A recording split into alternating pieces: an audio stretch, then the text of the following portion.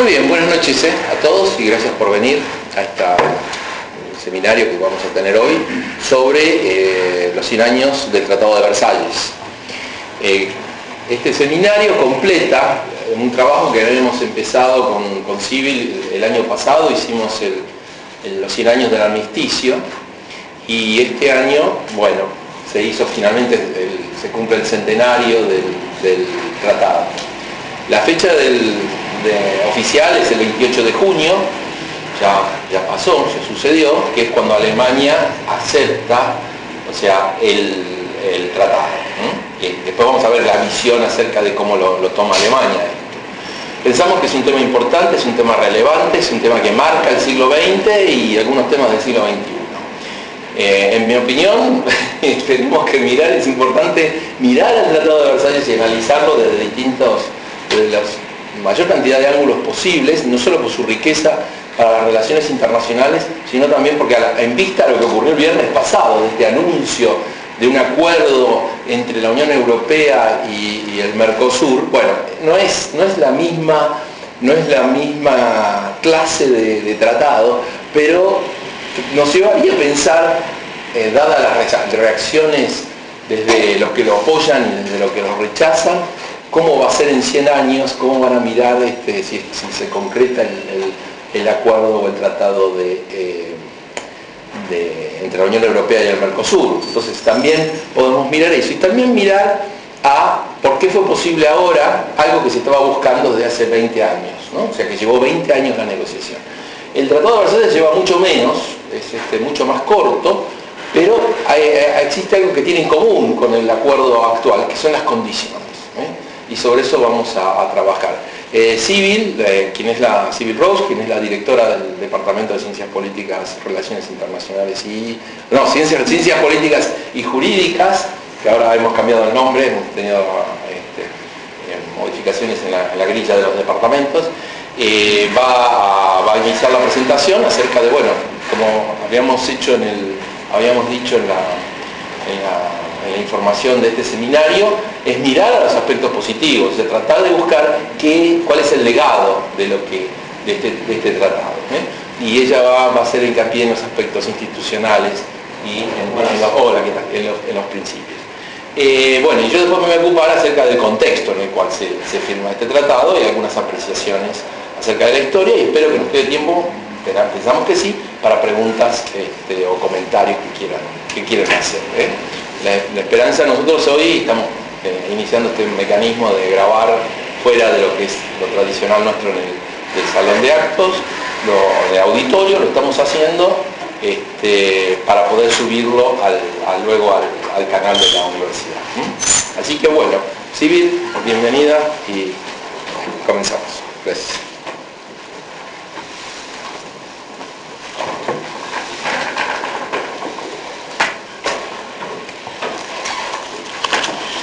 Muchas gracias, Alejandro.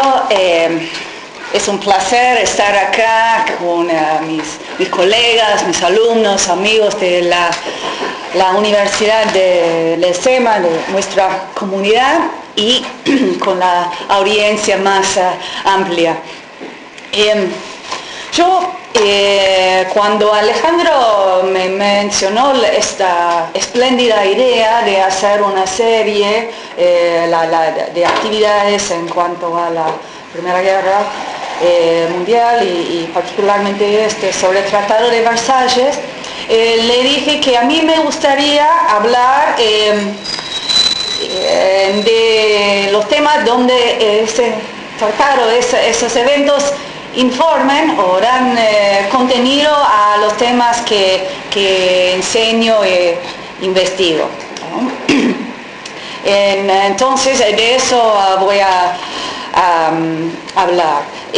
Creo que primero, la primera cosa que quiero decir es que como terminaba la guerra, el debate en Versalles fue un debate sobre no solamente quién era el más fuerte, ¿no? Y quién había predominado, sino quién tenía razón, ¿no? hubo un gran debate sobre la moralidad, las ideas, temas de legitimidad, ¿no? Entonces, este es el primer punto que quiero enfatizar.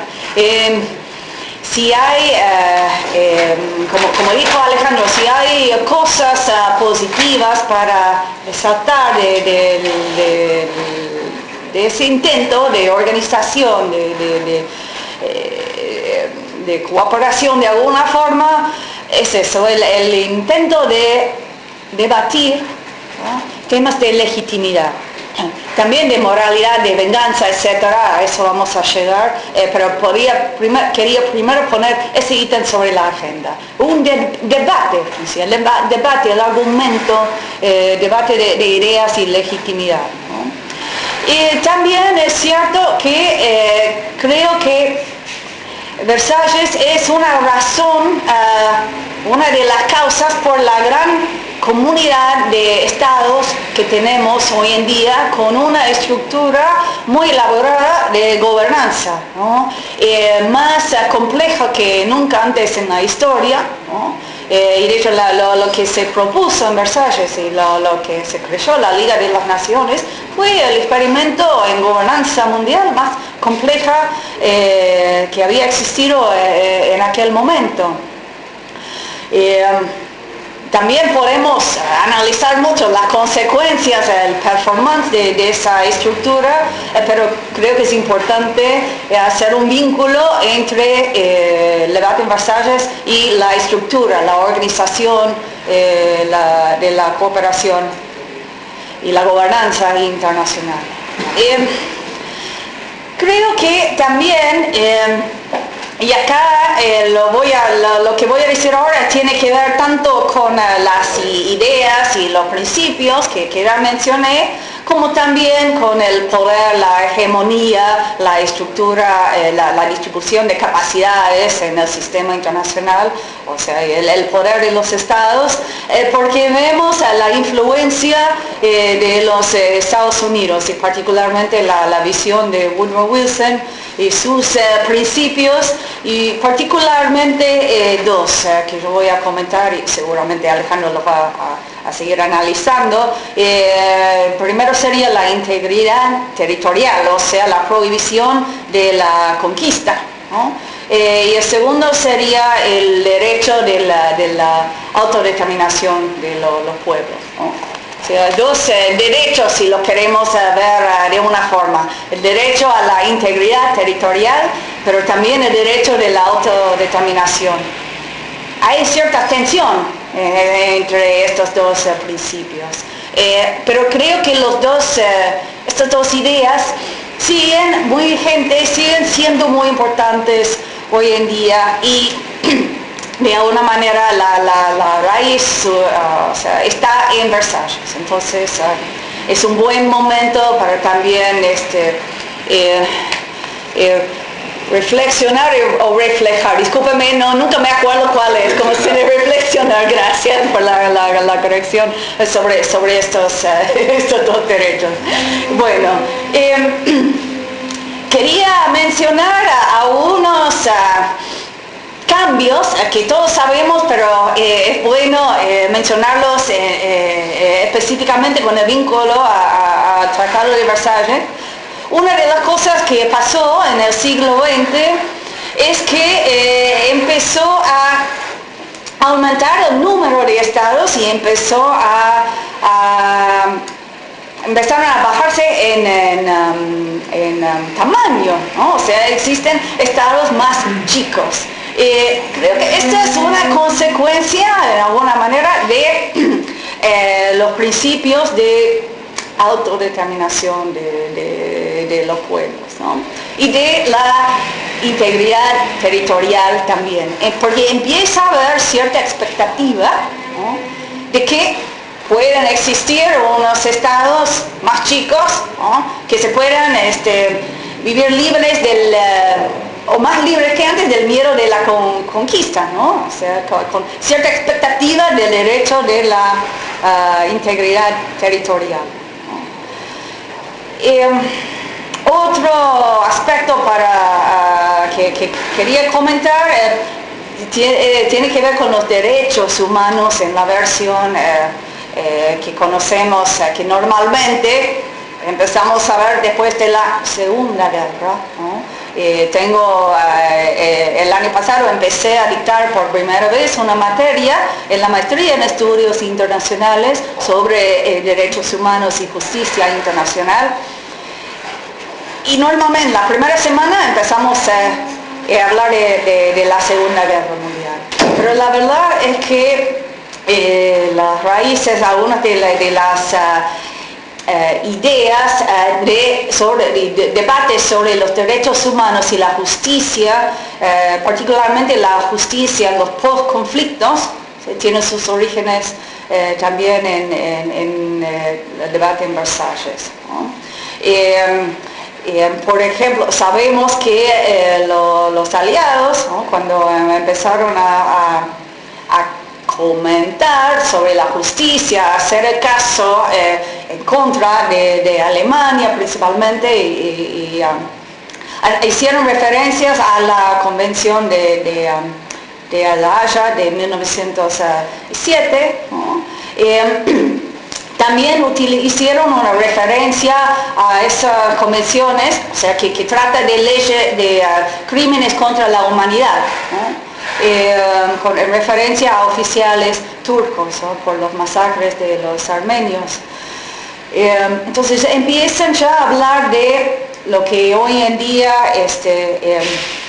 llamamos violaciones a los derechos humanos, los crímenes contra la humanidad.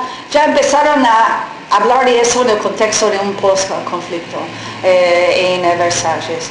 Yo investigué eso, como no es una cosa que había estudiado en profundidad. Para dar esta charla investigué un poco y descubrí que Estados Unidos y Japón se opusieron al uso de la Convención de La Haya en esos debates sobre las violaciones de los turcos, porque decían que eran violaciones quizás de la moralidad, del derecho moral, pero no del derecho positivo, ¿no? Entonces existía ese debate en el momento. Y ese punto fue una razón para tratar de implementar, de hacer más concreto, más factible el derecho internacional en cuanto a los derechos humanos en el futuro, o sea, en otros intentos. Bueno, voy a hacer una pausa acá muy didáctica y voy a hablar de teoría de las relaciones internacionales, porque creo que es importante para los puntos que quiero comentar. Hay varias lógicas, si ustedes quieren, que podemos usar para analizar las decisiones en las relaciones internacionales, ¿no? Una lógica sería la lógica del costo-beneficio, ¿no? Que viene de la economía, pero también del realismo, ¿no? O sea, pero es una actitud, un modelo, una forma de lógica racionalista, ¿no? Racional. Bueno, yo tengo mis objetivos y hago un análisis de costo y beneficio, si sirve alguna acción para lograrlas, ¿no? Hay otras lógicas que a veces se ven en las relaciones internacionales. Hay uno que se llama la lógica de lo apropiado, ¿no? Sí, esto es más muy del extremo de constructivismo, y dice, para los que no lo estudiaran, que es que los actores tratamos de actuar según nuestros papeles. Entonces acá estamos escuchando un seminario y estamos cumpliendo nuestros papeles. Todos sabemos, tenemos ciertas expectativas de cómo debería ser un seminario, el papel de la audiencia, del expositor, etc. Y lo estamos cumpliendo, ¿no? Yo creo que la mejor lógica para utilizar para los temas que yo estoy mencionando esta noche sería la lógica de la argumentación, ¿no? O sea, de la idea de que hay que debatir, ¿no? ¿Qué quiero decir por esto? Que los seres humanos y los actores en el sistema internacional, incluyendo los estados, se empiezan a sentir la obligación de justificar moralmente a sus acciones. No creo que en Versalles ocurrió ese tipo de lógica por primera vez en la historia, no estoy diciendo eso, pero creo que empezamos a ver ciertos argumentos, ciertas justificaciones que se han puesto todavía más comunes en nuestros días, pero que tiene de alguna forma sus raíces en Versalles, ¿no? Que serían argumentos morales, el intento de justificar, bueno, por ejemplo, Francia, si soy Francia, ¿por qué usé armas, o sea, gases venenosas, ¿no? Bueno, es porque me encontré obligado a hacerlo porque los utilizaron los alemanes, ¿no? Entonces se empieza Francia se siente obligado a justificar por qué usó esas armas, porque habían acusado a Alemania de ser el agresor y también de violar ciertos tabúes, de tomar decisiones que no se podrían perdonar, que eran peores. Está la idea de que algunas armas, algunas acciones belicosas son peores que otras. Lo podríamos debatir nosotros, ¿no? Ahora lo podemos debatir, debatimos esta idea en mis clases, pero lo que sí es evidente es que empezando en Versalles empezó a codificarse, ¿no?, ciertas restricciones a ciertas armas y no a otras, ¿no? Y eso quedó hasta hoy. O sea, cuando más adelante se hizo una convención en general contra las armas que eran particularmente malas, que incluían las gases venenosas, a las armas químicas y a las biológicas, ¿no? O sea, directamente a algunos de estos hay una lista, ¿no?, una convención, y están prohibidos.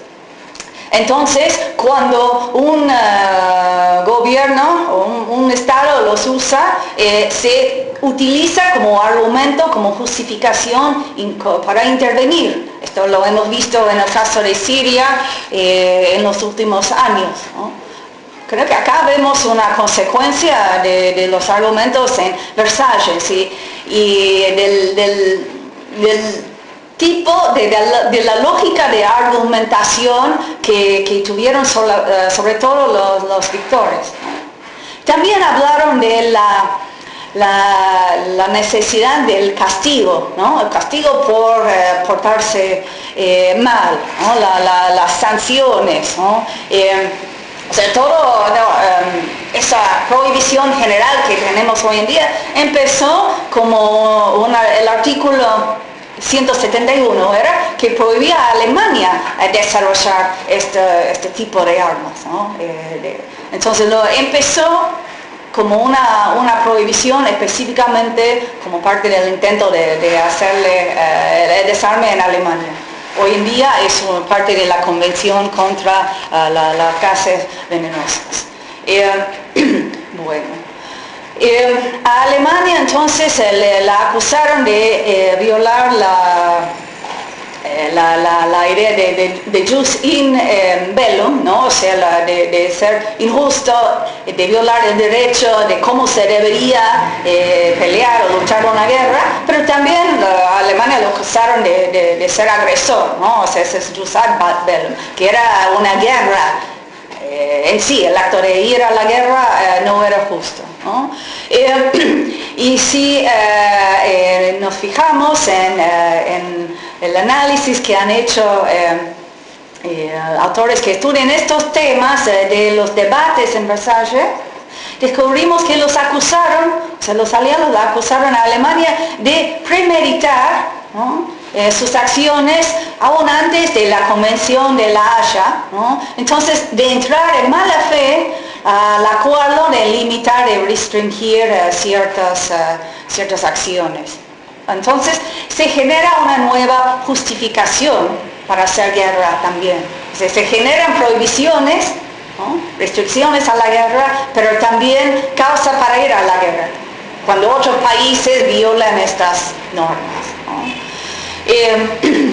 Bueno.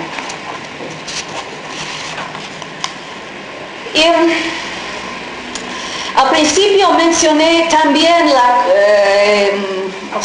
un punto que me parece importante en Versalles, que es que incorporó de alguna forma una visión ideológica de Estados Unidos. Eso es un reflejo de la importancia que empezaba a tener Estados Unidos en ese momento, y creo que son importantes las ideas, ¿no?, pero también el poder, ¿no? En el caso de Estados Unidos en Versalles era quizás más fácil, se sentía menos culpa Estados Unidos que los otros en cuanto a la guerra en sí, y encontró una forma de combinar sus ideales, sus principios. Los voy a repetir: la idea de la integridad territorial y la autodeterminación de los pueblos. La integridad territorial es una buena idea, estoy en favor en general, pero si miramos el contexto de la introducción de este principio, veremos que Estados Unidos acababa de consolidar un gran territorio. O sea, lo que necesitaba en ese momento, lo que le convenía, era preservarlo, ¿no?, conservarlo. Entonces, creo que era conveniente. Y yo, en el contexto de esta charla, digo esto no ni de una forma súper cínica, pero tampoco deberíamos ser muy naif, ¿no? Era una buena oportunidad, ¿no?, de combinar intereses con idealismo. Creo que también el otro principio de autodeterminación, bueno, esto de alguna forma es el derecho a la gobernanza democrática, ¿no? También a mí me parece que este principio sigue siendo importante, es una buena idea. Tuvimos una charla hace algunas semanas, creo que algunos de ustedes presentes hoy estuvieron, de la economista Deirdre McCloskey, y ella decía, bueno, esas son las ideas, lo que hace posible la prosperidad, ¿no? Las ideas son muy importantes, de alguna forma son lo que mueve a la historia humana. Acá tenemos ciertas ideas, principios, visiones, ideales importantes,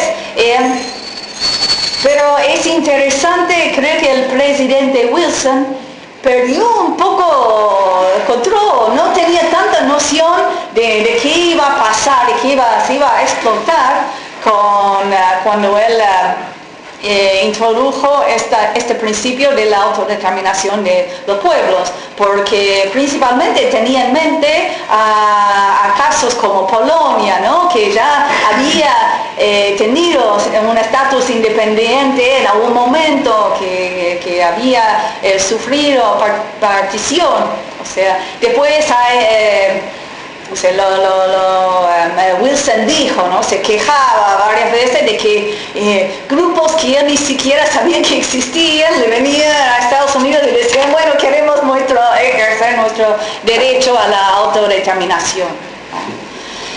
Bueno, creo que aun cuando ese derecho a la autodeterminación no se concretó en la forma de un Estado nuevo, es la razón por la preocupación con los derechos de las minorías adentro de los estados. Y esto lo vemos también como una idea muy importante en los debates sobre en Versalles, ¿no? Los derechos de las minorías. Si bien no podemos decir que la Liga de las Naciones implementó esas protecciones de una forma espléndida, después encontramos algunos casos que sí, ¿no? Los que lo han estudiado, por ejemplo, señalan que algunos búlgaros en Grecia, o sea, hay algunos casos cuando la Liga de las Naciones dio alguna protección a las minorías dentro de unos estados. Así que estos eran precursores a la idea más general de los derechos humanos, ¿no? A nuestro concepto más moderno de los derechos humanos. Hay unas consecuencias, ¿no? Siempre hay consecuencias a regulaciones, ¿no? O a leyes, o a normas, o a principios que no son previstas o que a veces no son deseables, que los autores de los principios, de las ideas, no se dan cuenta de que van a ocurrir. Y esto es cierto en cuanto a los principios que yo he mencionado esta noche. Si bien me parece que son buenos, han tenido algunas consecuencias no todas en todo buenas. Por ejemplo, si lo pensamos, creo que el principio o el derecho a la prohibición de la conquista territorial, ¿no?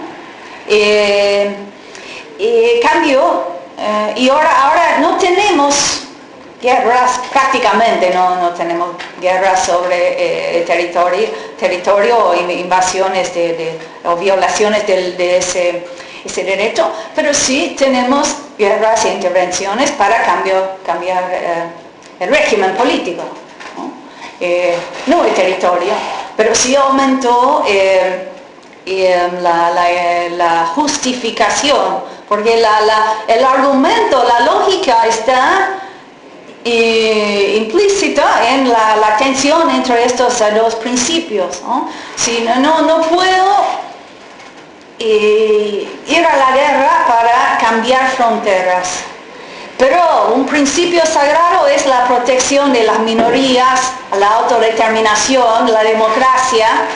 Entonces eso sí justifica una intervención para cambiar esas cosas, ¿no? Entonces ahí vemos a las intervenciones,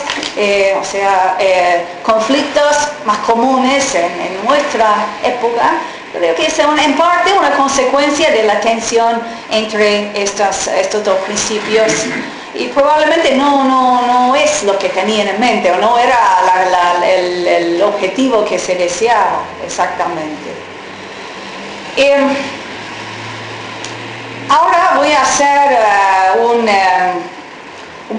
un pequeño editor, voy a pasar a otro tema relacionado a los principios, pero me voy a referir a algo concreto que es un legado de los argumentos en Versalles, que es la Organización Internacional del Trabajo, ¿no? Que es la única agencia que fue parte de la Liga de las Naciones que quedó, que sigue siendo parte de la estructura institucional que tenemos hoy en día, que se construyó en mayor parte después de la Segunda Guerra Mundial. La organización Mundial del Trabajo, gracias, tiene unos 200 convenciones, tratados, ha sido muy productivo en ese sentido de generar acuerdos tiene una estructura tripartita, o sea, participan representantes de los estados, de los empleadores y de los trabajadores, y tiene como parte de su preámbulo, presenta la idea de la justicia social, ¿sí? La justicia social es un concepto que se debate, que está con nosotros en muchos debates hoy en día. Bueno, viene, o sea, creo que se introdujo al lenguaje, al derecho internacional a través de la Organización Internacional del Trabajo. Recibió el premio Nobel en el año 1969 por reducir el conflicto promoviendo la justicia social. Esa idea está, creo, en el momento, si nos ponemos en el contexto de los debates en Versalles y de la Liga de las Naciones, es muy presente el miedo al bolcheviquismo, ¿no? Entonces la idea de tener esta agencia era parte de la reacción, o sea, de los miedos que tenían los actores principales a la organización, a la revolución, a las reacciones a la miseria, ¿no? Entonces, creo que podríamos, creo que sí ayudó con eso, sería una versión internacional de la respuesta que tenían los estados de democracia de mercado, ¿no? Como una respuesta política a los problemas, a las demandas, al miedo al comunismo durante la Guerra Fría, ¿no? También otra idea implícita que tenían los países, tras de la idea de establecer la Organización Internacional del Trabajo, fue tener más competencia más igual entre los estados, ¿no? Esa era parte de la idea que tenían. Pero bueno, si uno... creo que ese papel de la cooperación, cierto consenso moderado, si ustedes quieren, durante los años después de la Primera y la Segunda Guerra Mundial, fue importante, ¿no? Y fue, como dicen los analistas, los especialistas en derechos humanos hoy en día, ellos dicen que el concepto de la persona, ¿no?, de los individuos como seres con derechos humanos, se ve en el derecho internacional, primero en la legislación de protección a los trabajadores, ¿no?, que más adelante se declara que los trabajadores no son una comunidad, ¿no? O sea, son personas. Bueno, quería mencionar a eso, pero ahora voy a volver a otra consecuencia quizás perversa o no deseada de los principios, ¿no?, que venimos hablando. Y uno de los principios, o sea, una de las consecuencias de lo que se debatió en Versalles, o sea, se generó leyes de guerra, ¿no? O sea, las prohibiciones a las armas químicas que ya mencionamos, otras leyes o gran cuerpo de derecho para proteger a los civiles, para respetar la proporcionalidad, una gran cantidad de derechos para hacer que las guerras sean un poco más tolerables, o es difícil encontrar un poco menos malas, ¿no? O sea, las palabras son difíciles de encontrar, pero tienen algún efecto, o sea, tiene algún efecto este derecho en la guerra, y esto lo podemos ver en la investigación, y acá sí voy a mencionar el nombre de la investigadora porque es una amiga y estoy orgullosa de ella, la profesora Tanisha Fazal, que está en la Universidad de Minnesota, y ella ha investigado las guerras actuales, ¿no? Y ella explica que como consecuencia del derecho de la guerra hay menos guerras declaradas, ¿no? Pero los actores no quieren declarar la guerra porque si lo hacen tienen que venir con la declaración de guerra un gran paquete de obligaciones. Entonces la consecuencia perversa es que tenemos todo este derecho, ¿no?, que no se utiliza porque entonces los estados no quieren declarar la guerra. Bueno, quiero empezar a terminar, hacer algunos reflejos más generales reflexiones más generales sobre el Tratado de Versalles. Creo que es cierto que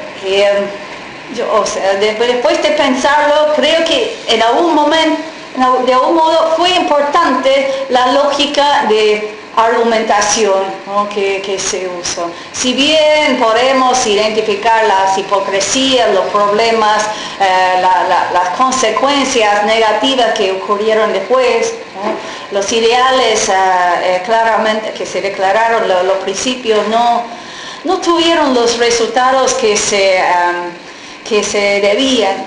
Sin embargo, creo que quizás los que tenían más responsabilidad por eso eran los líderes que venían después, ¿no?, los que armaron la paz, ¿no?, hicieron muchas cosas positivas, ¿no?, que estamos tratando todavía de perfeccionar. Y que siguen siendo, si bien muy imperfectos, quizás con consecuencias no deseadas, igual lo mejor que tenemos, como los debates sobre la justicia. Algunas cosas que se han aprendido, que quizás se podría haber hecho mejor en el Tratado de Versalles, sería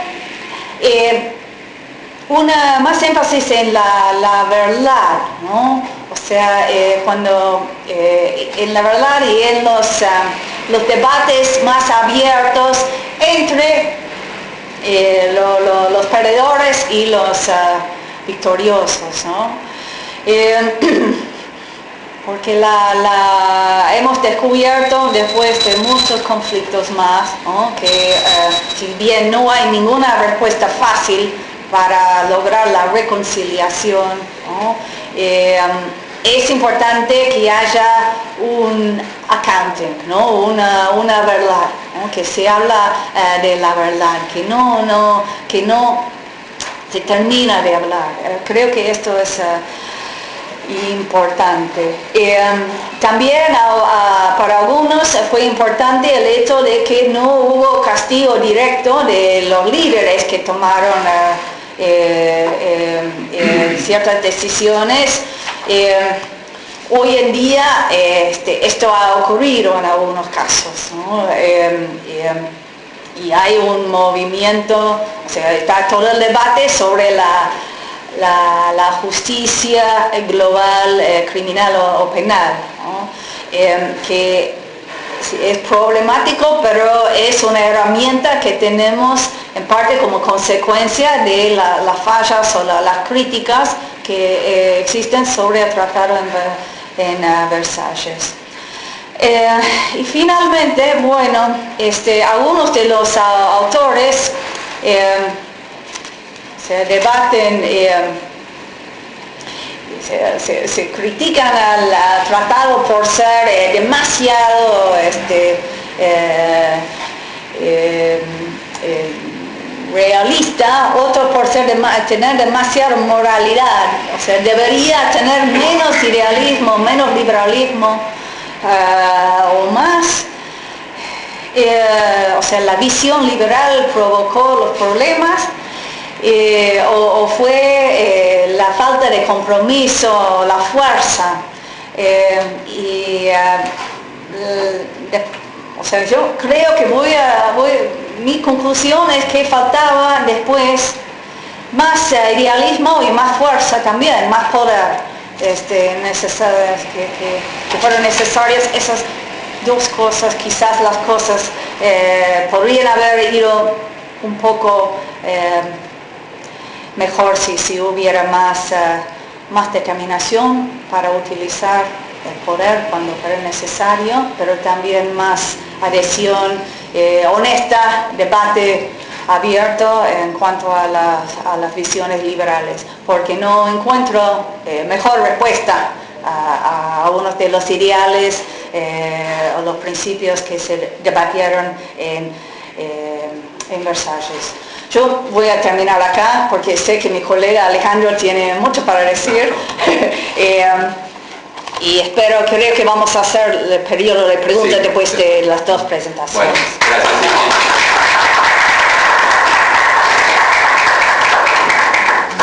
Gracias. Faltó convencimiento entonces, ¿no? Sí, bien, un poco fuerza. Falta convencimiento. Bueno, a ver, acá tenemos la presentación. Bueno, muy bien. Civil nos introdujo a la problemática de las discusiones que tienen que ver con el fracaso del Tratado de Versalles. Básicamente no logró resolver todos los problemas y desembocó en la Segunda Guerra Mundial. O sea, ese es lo que se lo ve como el fracaso de este tratado. Y está el tema de la discusión de las ideas. Yo les voy a presentar acá, estoy viendo cómo voy a manejar esto. Lo que voy a presentar es cómo mirarlo alternativamente de cómo sirvió y un modelo que mejora, en mi opinión, ¿no? O sea, ayuda más a entender el proceso, cómo mirar los procesos históricos.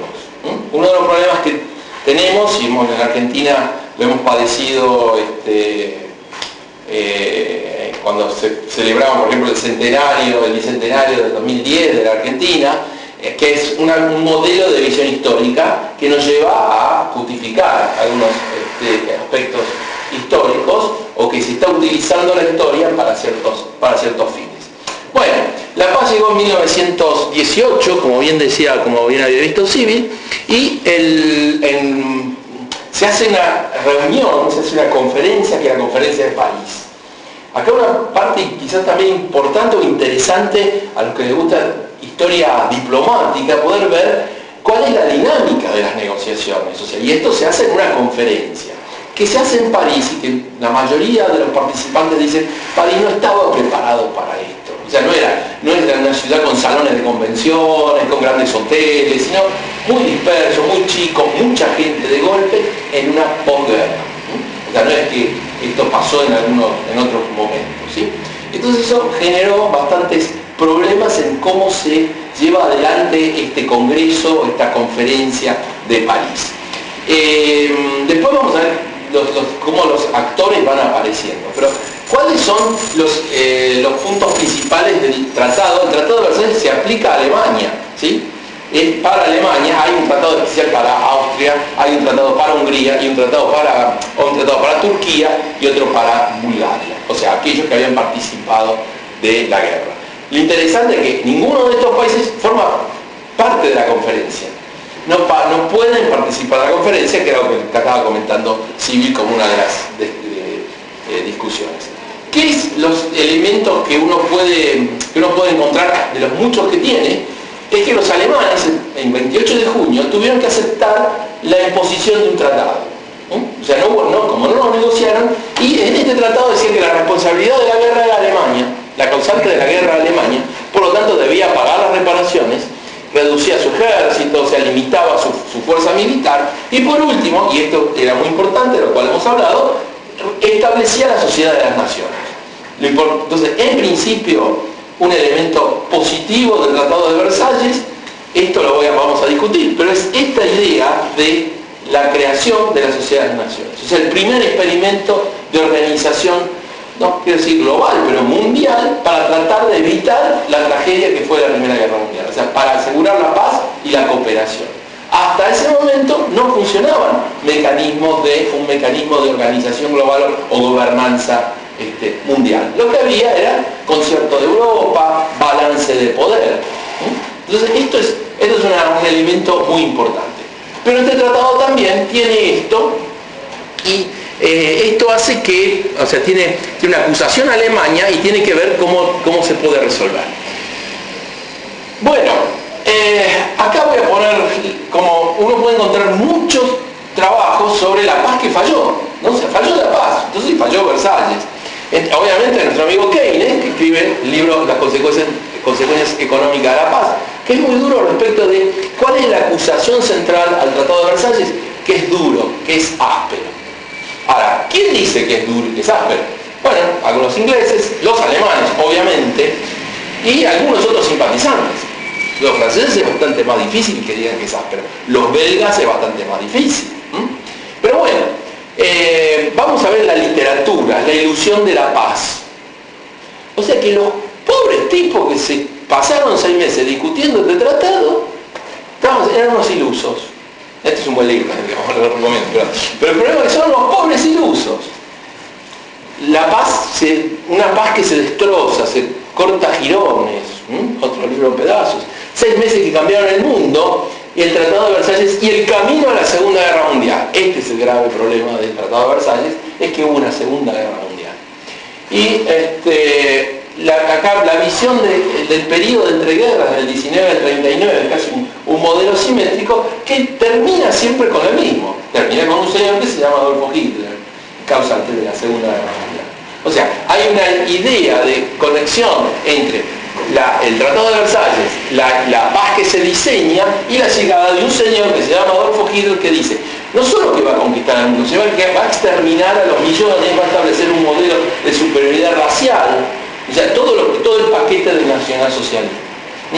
Y una frase interesante que dice, esto no es una paz, es un armisticio de 20 años, que cuando es la reacción que tiene el mariscal Foch, el generalísimo Foch, comandante de los ejércitos aliados hacia el final de la guerra, en 1918, al ver los términos del tratado. Generalísimo francés, o sea, del ejército francés, pero comandante de todos los ejércitos, y cuando se hace este tratado él era comandante jefe de personal militar, o sea, le habían dado el cargo de reorganizar el ejército francés, y esto después yo les voy a mostrar el motivo por qué el mariscal Foch tuvo esta premonición.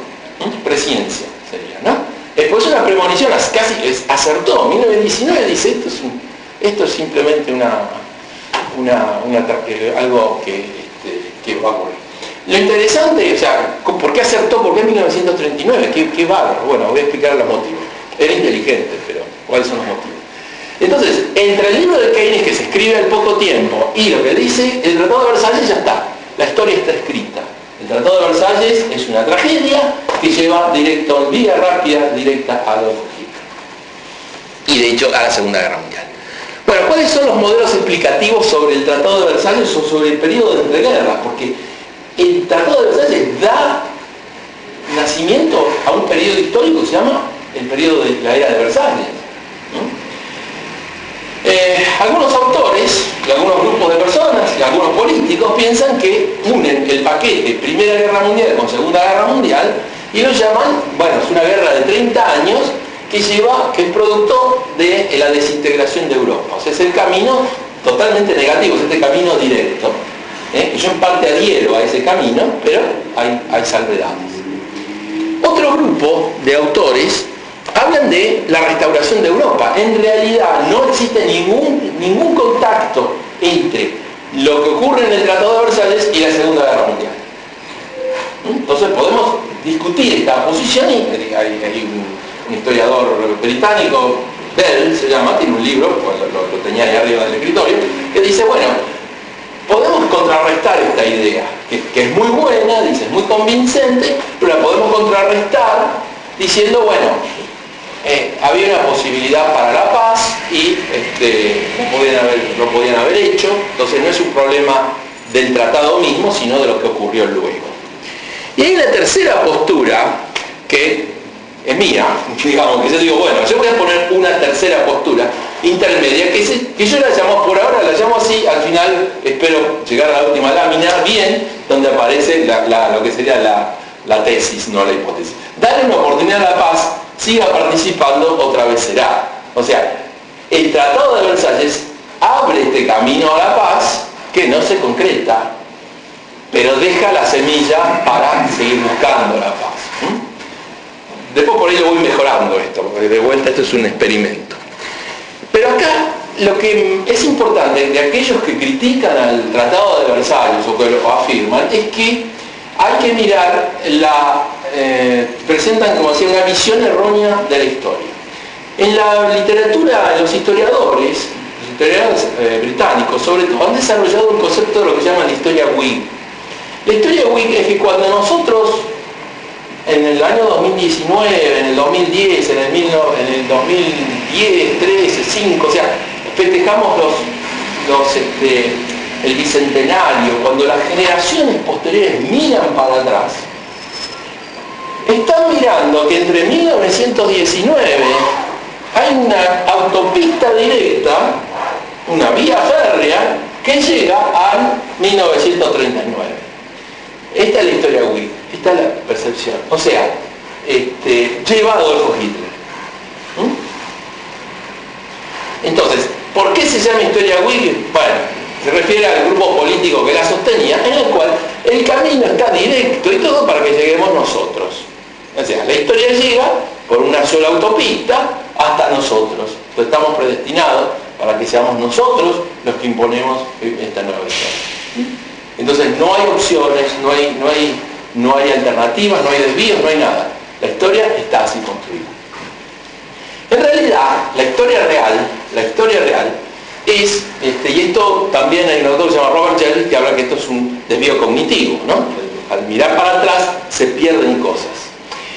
Y la historia real, en realidad, es este camino tortuoso de acuerdos, tratados, convenciones, acercamientos, posibilidades. Uno podría tomar algo así, hay un autor de política comparada que habla de coyunturas críticas, o sea, puntos en donde ocurren, los actores tienen que elegir caminos, opciones. Entonces, podrían haber tomado este camino, este otro o este otro, y van tomando acá distintos caminos que van ayudando, van construyendo al futuro, y por un lado estas decisiones puntuales van condicionando lo que sigue, pero así todo hay nudos de decisión. Entonces el camino en realidad es largo y sinuoso. El problema es que cuando lo miramos hacia atrás y lo miramos muy a la ligera, pensamos que es esta autopista de hierro. En realidad es un camino que te puede llevar, no necesariamente a Adolfo Hitler, te podría haber llevado a un líder nacionalista, a la Bismarck. Hay que buscarlo, digamos, pero debe haber. No necesariamente había que poner a un líder que además de ser nacionalista, era nacionalsocialista, era nazi, hablaba de exterminar grupos raciales. O sea, no todos pensaban así. No querían, había nacionalismo, xenofobia, pero no estaban hablando de exterminar y de conquistar el mundo. Y este es el cálculo de los británicos. Pero el problema de los británicos es que estaba el nazismo. Entonces, primero, este es un modo, la idea mía es que hay que mirar este camino. Si nosotros entendemos que aquí hubo puntos de decisión, bueno, hay una posibilidad, hay una oportunidad para la paz. No está el problema solamente en 1919, sino como bien decía, me encantó tu frase del problema de los líderes que vinieron después. ¿Qué hicieron lo que? Acá está la paz, ¿qué haces con esta? ¿No? Bueno, hay un autor británico que se llama James Yoll, que lo llama en un artículo, se llama La responsabilidad de los políticos. Entonces, en estas cosas hay responsabilidad política. Pero bueno, vamos ahora a ver las condiciones con que llegamos a 1919. La experiencia de la guerra, 4 años terribles de la peor guerra que tuvo la humanidad hasta ese momento. Esto es muy importante. El armisticio de 1918 le cayó como un balde de agua a las potencias ganadoras. Ellos estaban preparando la operación, el gran asalto en 1919, y de repente Alemania dice, quiero armisticio, quiero la paz, y ahí se dan cuenta los franceses, los británicos y los norteamericanos que no saben qué paz quieren. Estoy hablándoles de en octubre, en septiembre de 1918, cuando Alemania tira la idea. Entonces por eso tenemos un armisticio el 11 de noviembre, se silencian los cañones y supuestamente la conferencia de París y la firma del tratado pone fin a la guerra. Las expectativas de las sociedades en guerra respecto de qué hacer. Y acá tendría que agregar una expectativa más, es qué es lo que Alemania esperaba también. Pero acá es importante que los gobiernos, los gobernantes de Francia, de Estados Unidos y de Gran Bretaña y de todos los otros países que participan o grupos que participan de la conferencia, obviamente está Bélgica, está Italia, está Japón, y los nuevos estados nacionales que se van creando, tienen una idea de qué esperan sacar o obtener de este tratado. Entonces no es tan sencillo, tan simple. Pero hay una cosa bien clara, tanto Clemenceau como Lloyd George, Francia y Gran Bretaña, venían con un mandato de que alguien tiene que pagar de sus gobiernos.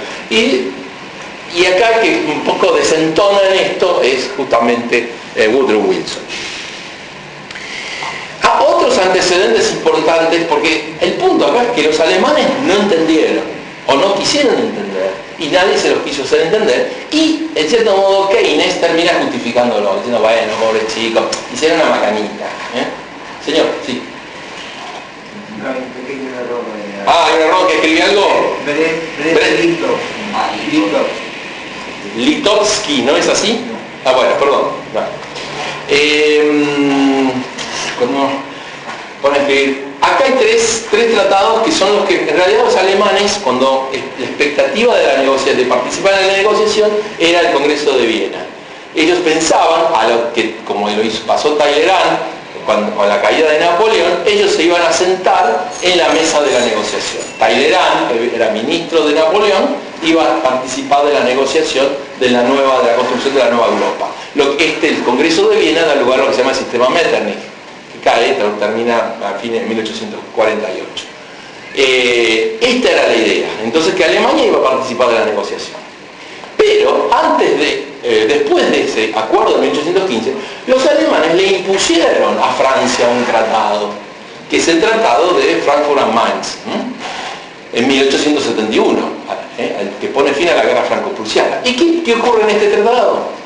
Francia paga indemnización, paga y mucho. Y Francia pierde territorio y mucho, o muy querido, o muy importante. Esto los alemanes no se lo acuerdan. Y en particular, los alemanes el pueblo alemán, consideran al Tratado de la Paz de Frankfurt de 1871 la venganza o la reparación del daño que le había hecho Napoleón a Prusia en 1813, 1810. O sea, ahí está esa idea de reparación o de venganza en los alemanes, en este tratado. Bismarck no lo quería. Bismarck actúa como moderador de este tratado. Es más moderado porque Bismarck logra imponerse, pero no puede evitar todas las consecuencias que se produjeron, que fue justamente Alsacia y Lorena como un elemento, una piedra en la relación. Y por supuesto el pago y otros temas más. Y por supuesto el Tratado de Brest-Litovsky de marzo de 1918, donde Alemania, el imperio alemán, le impone a la Rusia vencida o a la Unión Soviética, al nuevo régimen, un tratado donde Rusia pierde enormes cantidades de territorio y paga una enorme cantidad de indemnizaciones. Marzo de 1918. Bueno, entonces hay esos antecedentes. El otro punto, pérdidas humanas, hay una S que existe, está en negro, no lo marca el aparato. La lista del carnicero. ¿Cómo llegan los estados a la negociación? Bueno, el Imperio Británico tuvo 908.000 muertos, 900.000 muertos. Francia tuvo 1.358.000 muertos. Italia, fíjense, 650.000. Austria-Hungría 1.200.000. Alemania 1.774.000. Y los Estados Unidos 117.000. Entonces los Estados Unidos venían, bueno muchachos, hagan la paz, arréglense, un poco una actitud así, mientras que los otros países se desangraron. Se desangraron de modo tal que los Estados Unidos perdió un hombre en edad entre los 18 y los 35 años por cada 1.000. Uno por cada 1.000. El Reino Unido perdió 11 por cada 1.000. 16 perdió por cada 1.000. Rusia perdió 11 por cada 1.000. Italia 8. Alemania perdió 30. ¿No? Francia 34. Francia se desangró. ¿No? Acá este es un dato importante. Francia se desangró. Y el problema no son solo los muertos. En términos militares, las bajas son heridos, desaparecidos, discapacitados totales, y viudas, huérfanos. Son pensiones, todo eso son pensiones de guerra. Yo siempre le cuento a los alumnos que el cartelito de ceder el asiento, o de asignar asientos para gente con problemas de movilidad, surge de la Primera Guerra Mundial en Francia, de la cantidad de heridos que había. Bueno, entonces esta es una larga lista y muy gruesa y muy sangrienta. La experiencia de la guerra, rápidamente, la experiencia de las trincheras, crean un nuevo tipo de mentalidad. 4 años, 3 años de peleando bajo las condiciones más subhumanas que se puedan haber. Estos son ratas que están colgando, que comían, lanzallamas, vivir en cuevas, convivir con los cadáveres. Es una batalla de Verdún, por acá están todas las calaveras tiradas, los huesitos, no había tiempo de enterrar. Bueno, situaciones durísimas. La nueva tecnología, la tecnología de la destrucción, submarinos, aviones, el gas del que habló Civil, el empleo del submarino, un arma que los británicos habían dicho que era muy poco caballeresca, un-British. Bueno, sin embargo, se utilizó el bombardeo a población civil, se van borrando las diferencias entre frente y retaguardia. Y como primera experiencia de guerra total, es una sociedad de masa, es de la sociedad de masa, producción en masa, destrucción en masa, muerte en masa y el nuevo rol del Estado. Estos son los grandes cambios de esta Primera Guerra Mundial, y esto es con lo que, en la cabeza, con lo que venían los líderes, la intervención importante de los Estados en la vida económica, política y social de los Estados para sostener el esfuerzo de guerra, como nunca antes había ocurrido. Hasta se crearon ministerios de propaganda. Otro elemento importante en la cabeza de los señores que van a Versalles es que la revolución bolchevique triunfa. Hoy, estoy pensando como hace 100 años, el comunismo es una realidad. Está en un Estado. La Unión Soviética no participa de esta convención, pero esta Unión Soviética que nace en la revolución del 17 tiene como fin expandir la revolución por todo el mundo. No es lo que viene después con la época de la contención. Digo, está esto, y esto está en la cabeza de los líderes también. Hay que evitar que se expanda el comunismo en el mundo. Entonces, este es otro dato. Bueno, y al fin de la guerra, pongo estos elementos porque en el fondo la guerra de 1914 al 18 no resuelve nada, crea nuevos problemas. Para 1917 muchos autores ni se acordaban por qué estaban peleando. Lo importante es que nadie quería dejar de pelear, dado la cantidad de muertos que habían invertido. Aparecen, no se vuelve a la normalidad, aunque había actores que querían volver a la normalidad. Aparecen los Estados Unidos, la Unión Soviética y Japón como actores extraeuropeos. Y me gusta una frase de un historiador francés que dice: el fin de la guerra es la muerte y una cierta idea de Europa. Una idea de la interrupción del proceso de prosperidad, la seguridad que Europa exhibía como único camino al progreso. Porque ¿cómo puede ser el cúspide de la civilización la mayor cantidad de destrucción del mundo? Y el fin de la excepcionalidad europea. Ya Europa, mirá lo que terminan haciendo. Yo siempre le digo a los alumnos, si ustedes van a los museos en Europa van a encontrar que en la exhibición de la Primera Guerra Mundial y la guerra de las trincheras hay ametralladoras, hay tanques, pero hay garrotes. A mí me impactó ver en Alemania un garrote con alambre de púa, más primitivo que eso. O sea, al ser reducido a ser un troglodita más o menos. Bueno, esto...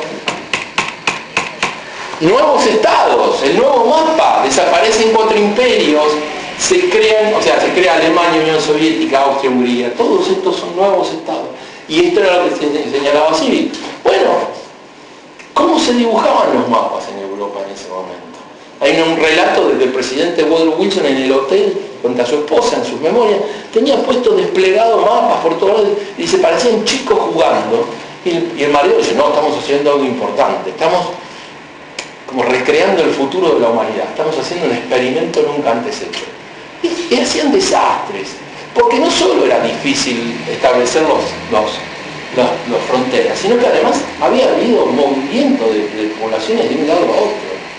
Estos 4 imperios habían también mezclado las cosas, entonces era muy difícil establecer precisamente las fronteras. Entonces esto es un gran problema, sobre todo en Europa Oriental.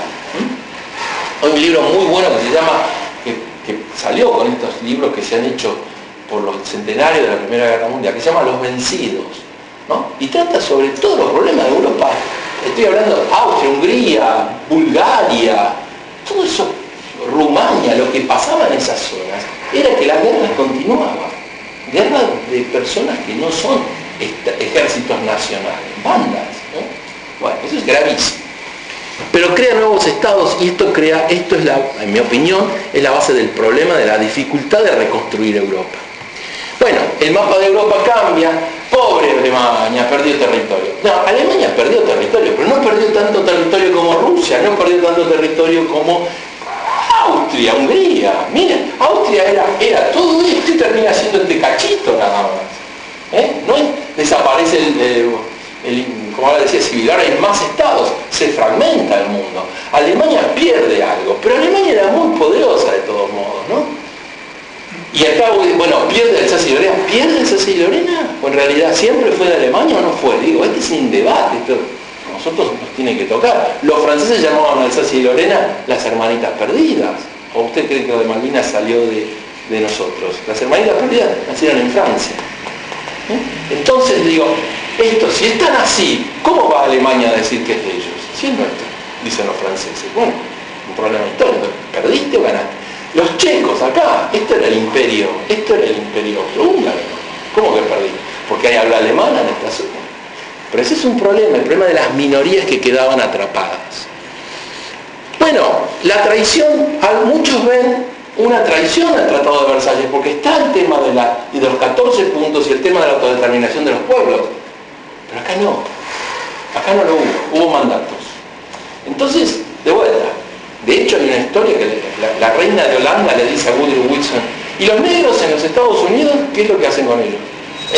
Bueno, hagamos un manto de silencio. Cuando estaba hablando de minorías y se estaba hablando de repartir y de autodeterminación.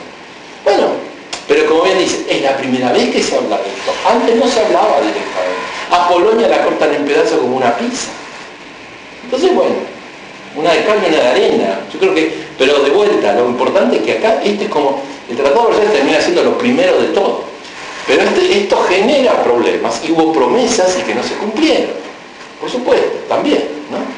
Se iba a crear un estado judío, no se creó. ¿Por qué? Y porque se creó un estado árabe. Y los árabes tenían el petróleo, los ingleses no, y los franceses no querían resignar el petróleo. No ahora que habían cambiado la flota a uso del petróleo. Entonces necesitaban el petróleo árabe. Japón quedó muy enojado, enojadísimo Japón, porque le habían prometido y no le dieron nada de lo que le prometieron. Italia quedó también así. Bueno, quizás lo que decía Civil, para resumir, uno de los problemas del Tratado de Versalles es que la sociedad de las naciones tiene un elemento que, hablando de teoría de juegos, es que no logra la cooperación de todos. Para que funcione, todos deberían cooperar. Debería haber un compromiso y no lo hubo. Hubo aquellos que hicieron como viajar de colado o ¿cómo se llama en inglés? El que viaja de gorrón, dicen los españoles. Como bandwagon. Bueno, algunos que se prendían a ver qué es lo que pasaba, pero no había compromiso de sostenerlo. Pero no había todo esto, porque toda esta estructura, Estados Unidos que la propuso no participa, y Francia y Gran Bretaña tenían visiones distintas de ciertas cosas, ¿sí? Y tenían razón en tener visiones distintas. Entonces también fallaba eso. Y acá viene Francia, perspectivas distintas respecto de la paz futura y la situación de Alemania. Claramente el futuro para Francia era que Francia quería seguridad, que Alemania no volviera a crecer, porque Alemania tenía más población que Francia. Entonces Alemania fue menos golpeada. No se combatió el territorio francés. El 20% del territorio francés estaba inutilizado porque se combatió en ese territorio. Y los alemanes al replegar se destruyeron todas las minas de carbón, toda la zona de carbón. Entonces Francia no tenía carbón. Eso es gravísimo en los primeros años de la reconstrucción. El Reino Unido quería volver al espléndido aislamiento. Y los Estados Unidos querían establecer los 14 puntos que soñaba Woodrow Wilson, ¿no? Para terminar con estas guerras generadas por la avaricia y el egoísmo de los estados. Entonces son tres visiones distintas. Y presciencia, obviamente acá, el crimen de la guerra, estoy usando el Chicago Tribune de la década de 1920. ¿Quién tuvo la culpa de la guerra? Se están señalando todos. Acá si uno lo ve es divertido que todos se acusan mutuamente. ¿Quién está sembrando la paz de la guerra? Fíjense, esto es... acá están las semillas en el hemisferio oriental, en 1920, el Chicago Tribune dice, están sembrando las semillas de la guerra, y acá hay una serie de territorios que luego van a ser zonas de conflicto. Pero esto es 1920, pero después algunos de estos conflictos se resolvieron. Otros no, pero algunos sí. Entonces, bueno. Y lo más grave es que acá el tío Sam dice, qué suerte que yo estoy de este lado. Nosotros no tenemos. Y estos son los que, dice el tío Sam, y estos son los que dicen que van a arreglar la paz. Y él lo mira del otro lado. Bueno, también esto nos ayuda a entender la post-segunda guerra mundial. Para Alemania, una potencia insatisfecha. Esta es Alemania siendo golpeada por un bogue inglés y por un policía francés. Un pobre mendigo alemán atacado y golpeado, como imágenes. El águila, quitándole, Francia cortándole las uñas al águila. El gordo alemán, que siempre lo dibujan con una salchicha, ¿no? Con el casquito bismarckiano, pero de civil, le imponen a punta de bayoneta un tratado de Versalles. Y le dicen, y vos lo tenés que firmar y aceptar. Y acá lo vemos a la pobre Alemania tomando la píldora de Versalles. Y acá tenemos que a los alemanes se tienen que sentar a cenar y sentarse sobre silla de clavos y comer una rosca de clavos y cactus. Esta es la visión de Alemania. Alemania nunca piensa que perdió la guerra. Esto es gravísimo. Y esto tiene que ver con el armisticio, tiene que ver con decisiones que se tomaron en ese momento. Pero es importante que Alemania no piensa que perdió la guerra. Y esto digo, hay autores que ahora están mirando mucho a eso. Y rápidamente el pueblo alemán aceptó la idea de la puñalada por la espalda. Alguien nos traicionó, no fuimos nosotros. Bueno, si estas cosas pasan hoy, ¿por qué no van a pasar en 1919? Nadie fue o fue la culpa de nosotros, hicimos todo bien. Bueno, el debate de las reparaciones. Pobre Alemania, ha sufrido, tienes que pagar. Entonces, como la maltrataron a Alemania, le van a pagar, le destruyeron la economía. No es cierto, es un debate. Entonces, ¿por qué? Este es un texto de un historiador francés. Según los alemanes, ellos de los 132.000 millones de marcos oro que debían pagar, ellos pagaron 67.676 millones. O sea, pagaron la mitad. Ellos pagaron, ¿no? Nosotros pagamos. ¿Qué dicen los franceses? No, vos me diste 21.000 millones nada más. No pagaste lo mismo. Entonces, esto es un debate.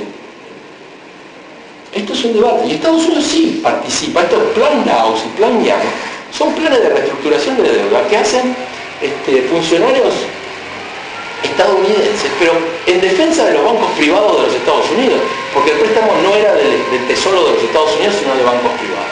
Bueno, no está mal. Lo que quiero decir es, hubo esfuerzos de reestructuración, el plan Dawes abre el camino al tratado a la paz de Locarno. Entonces digo, hay voluntad. Los alemanes, los franceses, autores franceses y canadienses, lo que dicen, bueno, hay un grupo que dice, no, quisieron evadir la responsabilidad del pago.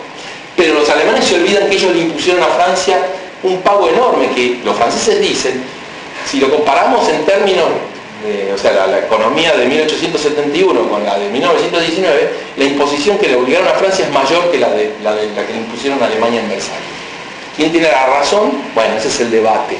Pero digo, no es cierto que lo que dice Keynes, que indefectiblemente pobre Alemania iba a sufrir. Alemania tenía un dinamismo y de hecho lo demostró. En 1933 en adelante las cosas cambian. Y esto es lo que nunca hablan, sobre todo en la Argentina.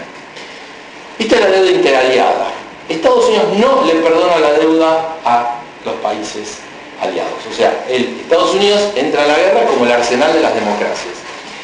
Francia le debe a los Estados Unidos, el Reino Unido le debe a los Estados Unidos y otros países le deben a los Estados Unidos. ¿Sí? Y Estados Unidos no se lo perdona. Entonces, un debate de las reparaciones es pagar. Los franceses quieren que Alemania pague para poder pagar a Estados Unidos. Bueno, esto después va a generar todo el debate que para los economistas esto es apasionante. Ahora, fíjense, a Francia y a otros países le deben 3.400 millones de dólares, el Reino Unido 4.000, le debe a los Estados Unidos 4.600 millones de dólares, le deben al Reino Unido, y Francia le debe 4.000 millones de dólares, ¿no? En miles de millones. ¿No? Entonces, esto se lo deben, se lo tienen que pagar. Y esto hay que pagarlo. Y a Francia le debían miles de millones de dólares Rusia. Y Rusia le dijo, no pago nada, defaultó. Y Francia tiene que reconstruir Francia. 20% de su territorio, el mejor, destruido por el combate. La economía en muy mala situación y toda esta pérdida humana. Entonces, la preocupación de Francia es esa, muy, muy importante. El Reino Unido, inicialmente con problemas, luego va viendo, se empieza a preocupar de otras cosas. Pero esta deuda interaliada termina junto con las reparaciones de Alemania en 1932. Ahí se cancela todo el tema. Pero antes de eso no se perdonaban las deudas. Entonces, esto es un dato, me parece importante, que en la Argentina en general no se lo menciona.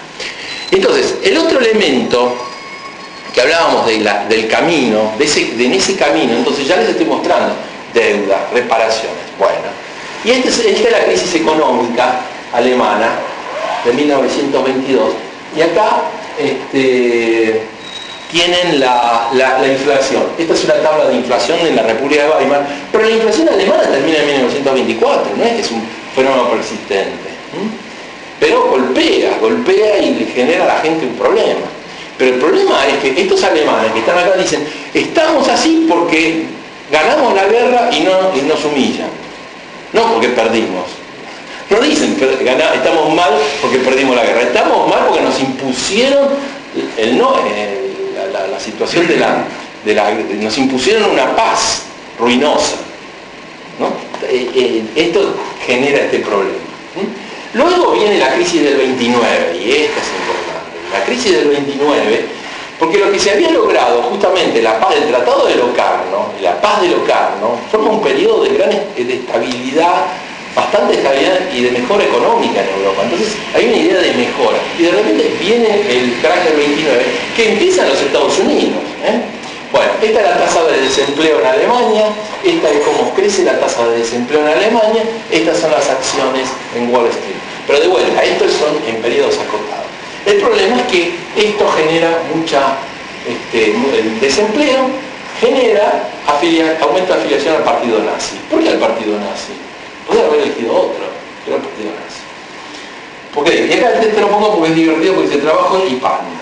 ¿Entendían? Trabajo y pan. Partido, y acá le están entregando herramientas. El populismo nazi por lo menos entregaba trabajo, obligaba al trabajo. Bueno, otra potencia insatisfecha, Austria-Hungría, Italia. Italia insatisfecha porque Italia quiere todo esto, no lo recibe. Todas estas expectativas que tenía Italia no se las dan. Y eso que participamos en la guerra. 600.000 muertos tiene Italia en la guerra. Porque Italia se dio vuelta, empezó en un bando y terminó en otro. Sí, en realidad mantuvo lo que hizo, más que se dio vuelta, digamos, pero se mantuvo neutral y después, sí, se pasó y fue muy racional por qué se dio vuelta, porque le ofrecieron más. Y sobre todo el acuerdo del acercamiento entre Italia y Austria-Hungría era muy contra natura. Si usted ve el mapa de Italia. Bueno, otra potencia insatisfecha, Japón. Aquí tengo un mapa alemán. Les habían prometido muchos territorios y conquistas. En China y islas del Pacífico no se lo dieron. No nos trataron. De hecho, los japoneses querían una cláusula de protección racial, de no discriminación por la raza, y no se la aceptaron. Entonces se sentían discriminados. Dicen, no vestimos con galeritas, tenemos parlamento a la europea, participamos de la guerra. En 1917, este es un dato de enseñar estrategia naval. Destructores japoneses navegan en el mar Mediterráneo reemplazando a los destructores franceses perdidos. De hecho, Francia estaba pensando comprar destructores japoneses, ya construidos en Japón, para reforzar su flota, para que vean el alto desarrollo de Japón. Hace todo eso y cuando llega el momento no le dan eso, ¿no? Entonces está muy insatisfecho Japón. Hay Alemania, por supuesto, ¿no? Acá aparecen dibujitos de la época con el acuerdo de las tres potencias, los niños festejando, ¿no? Esta es la idea de la puñalada por la espalda. Acá está Mussolini pobre, tomando aceite de ricino con la Sociedad de las Naciones. Acá Japón pisoteando a la Sociedad de las Naciones, usándola de felpudo, ¿eh? Y las potencias europeas hincándose de rodillas frente a Italia. Porque el cálculo de los británicos era: necesito Italia, perdón, este es Japón, digo, pero China, ¿por qué vamos a ir de vuelta a la guerra por China? ¿Por qué vamos a ir a la guerra por Checoslovaquia? ¿A quién le importa Checoslovaquia o Europa del Este? Entonces ahí están los problemas. Mientras tanto Francia enloquecía pensando que Alemania iba al rearme a la producción. Entonces, y acá lo tenemos al pobre, el emperador de Etiopía, ante la Sociedad de las Naciones, justamente, declarando que la agresión italiana, y Italia está usando gas contra la población, y sanciones leves contra Italia, porque en el caso de los británicos les importaba más que Italia los ayudara a contener a Alemania por la no unificación con Austria. Austria quería, ese pequeño pedacito de Austria, al término de la guerra, rápidamente quería unirse a Alemania, pero el Tratado de Versalles se le impide, no podían unificarse. Entonces, bueno, esas contradicciones, esos conceptos están presentes. Entonces, estas cosas, bueno, acá están los que hicieron. Bueno, y acá, y después ya termino. Y esta es la explicación de Foch. ¿Por qué Foch, cuando vio el Tratado de Versalles, se dio cuenta? Esta es la pirámide de población de Francia. Francia, en 1939, ¿ves esta hendidura? Esta hendidura es la de la Primera Guerra Mundial. Estos son las pérdidas humanas y la gente que no nace en este periodo. Y entonces el periodo de peor, el ejército francés iba a tener la menor cantidad de soldados en 1939. El servicio era militar, obligatorio, y era a los 20 años. Entonces el general Foch, el general, y los generales algo saben, son muchos de números, tienen mucha idea de cuánto cuesta un soldado, de que mantenerlo, de que movilizarlo, dice: en 20 años no tenemos soldados, en 20 años Alemania nos pasa por arriba. Recuerden que Alemania casi duplica la población de Francia y era mucho más dinámica en natalidad. Bueno, esto tampoco mucho se estudia aquí. Por lo tanto, es interesante pensar en nuestro análisis del Tratado de Versalles y lo que ocurre, es que uno tiende a ver que ocurre lo siguiente, una cierta simetría. Entre 1919 y 1929 estamos en el periodo de posguerra. La idea de reconstruir, de reparar, de arreglar, el espíritu de Locarno acá es un concepto muy importante, ¿no? Buscar mecanismos de la paz y todo eso. Pero a partir de la crisis del 29, ya acá tenemos en el 22 tenemos a Mussolini en Italia. Gracias por venir. Y luego tenemos el periodo ya, Japón se había puesto agresivo y en el 31 invade China. Ya, y la retórica y la discusión. Y luego tenemos aquí Italia ya también avanzando sobre Etiopía y expandiéndose en África del Norte. Entonces ya, para muchos autores, el quiebre histórico es 1929, la crisis del 29. Y aquí empiezan a hablar de que este es el camino a la preguerra. A medida que en 1933, en enero, Hitler llega al poder. Entonces, señores, con la llegada de Hitler al poder, ya la cosa no viene la paz. O sea, hay negros nubarrones. Entonces, por eso se habla de un periodo de preguerra. Entonces, en realidad, entonces, el periodo de entreguerras sería bueno mirarlo en estos términos. Con lo cual, esto nos lleva a redimensionar el Tratado de Versalles. Entonces, ¿qué voy a decir en defensa y en estar creando? Bueno, dejó mucho sin resolver, obvio, ahí está el problema. creó nuevos problemas. Muchos problemas también surgieron del propio tratado. Pero también fue socavado por las acciones de los miembros de la comunidad de estados. Este es el problema. Vos tenés el tratado, pero lo que decía Civil es compromiso. La falta de fuerza y de idealismo tiene que ver porque, bueno, yo voy a tratar de hacer lo que me conviene a mí y no lo que nos conviene a todos.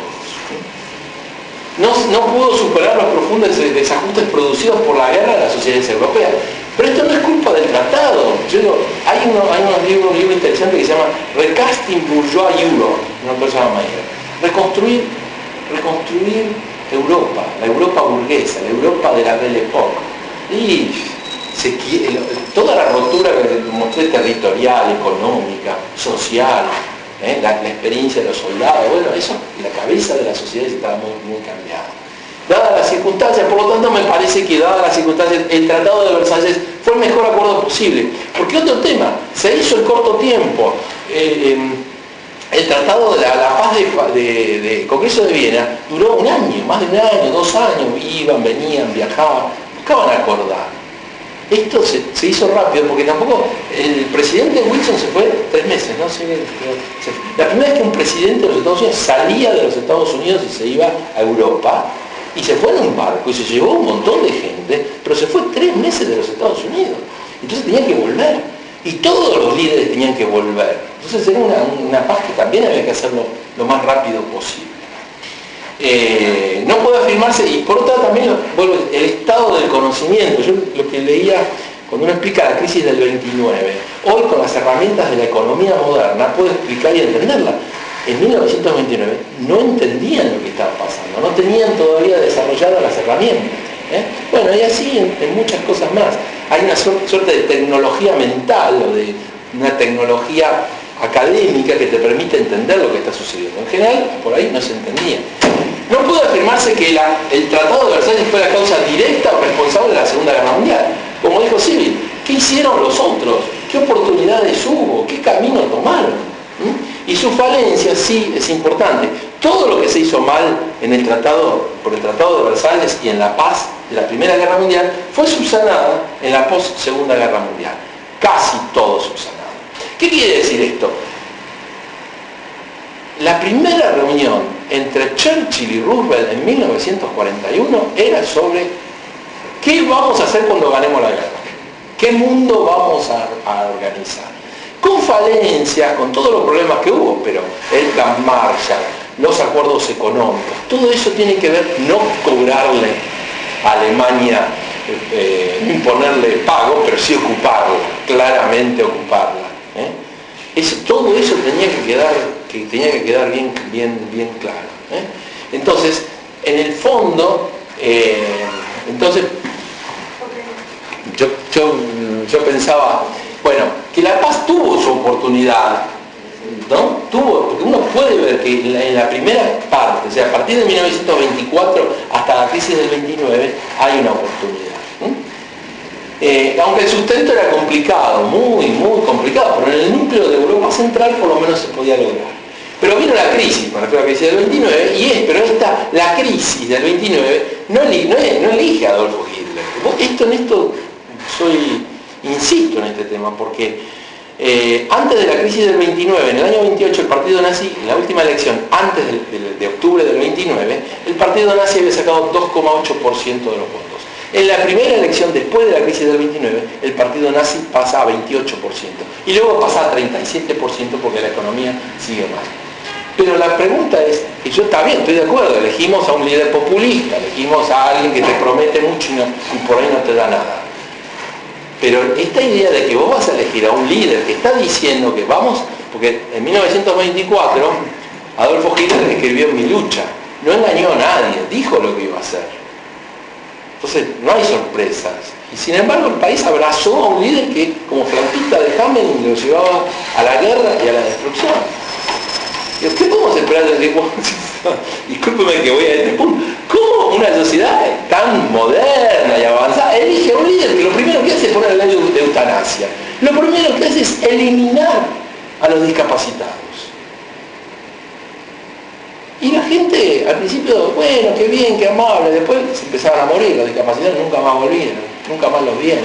Pero ya es un tema. Y Hitler tuvo que ir para atrás, pero ya después una vez que se llegaron es tarde. Entonces digo, eso es una responsabilidad enorme. Sí, ok, gracias. Es una responsabilidad enorme. Entonces, digo, ¿por qué este tipo y no otro? A eso voy. Por eso la política británica naufraga del apaciguamiento, naufraga porque no hay un líder, porque se enfrentó a un Hitler. Se enfrentaba a un líder nacionalista, a la Ludendorff, que por ahí tenía cosas en contra de los judíos, y había muchos, pero de ahí a aplicar política de exterminio hay un largo camino. Y de ahí a querer exterminar a los eslavos hay otro camino. O sea, ellos, los nazis, decían eso. Entonces, no seamos inocentes que no es el Tratado de Versalles. Ahí había otros elementos.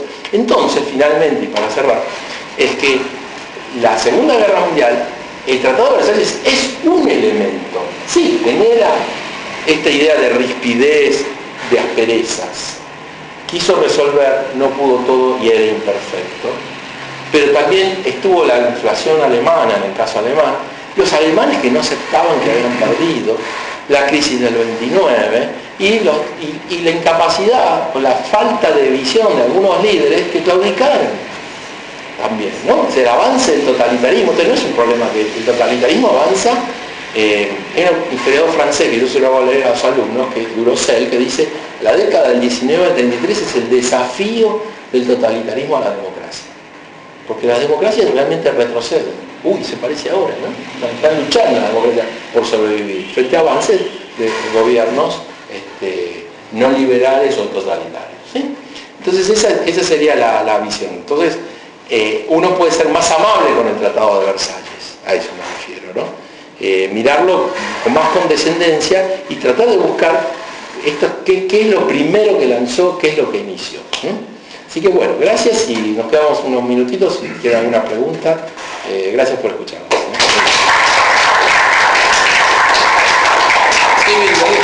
Así respondes a la pregunta. ¿Hay alguna pregunta? Perdón. Sí. Yo tengo una que Pues por ahí es el efecto económico. Cuando dijiste las discrepancias que había entre lo que dijo Alemania que pagó y lo que los aliados, exactamente.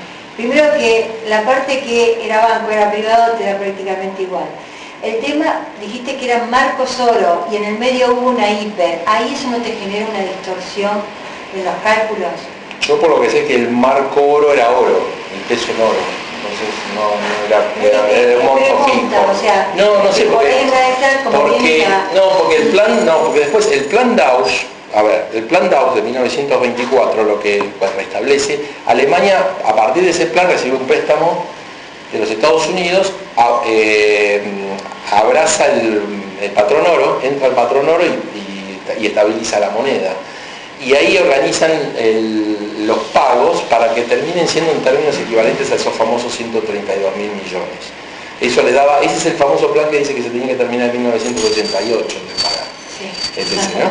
Bueno, lo que usted dice está bien, los bancos privados dan, pero lo que no, el origen... pero en todo caso, lo que yo me refería es que a lo mejor, la pregunta era si era oro, porque era a lo mejor causa o...